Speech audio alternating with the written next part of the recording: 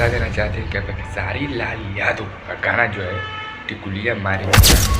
जी हाँ, वो गणेशा फिल्म से रिलीज हुआ है और अभी नई न्यू चैनल गणेशा फिल्म। जी हाँ, उस पर खेसारी लाल यादव का फर्स्ट सॉन्ग आ रहा है टिकुलिया मारा था जान, जो अखिलेश कश्यप लिखे और आर्या शर्मा म्यूजिक दिया और खेसारी लाल यादव स्वयं गाए हैं। मतलब सिर्फ खाली खेसारी लाल यादव गाए हैं, उसमें नो फीमेल एक्ट्रेस, मतलब फीमेल सिंगर नहीं है उसमें।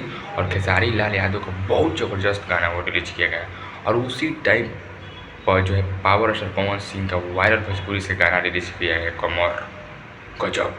जी हाँ, बहुत ज़बरदस्त।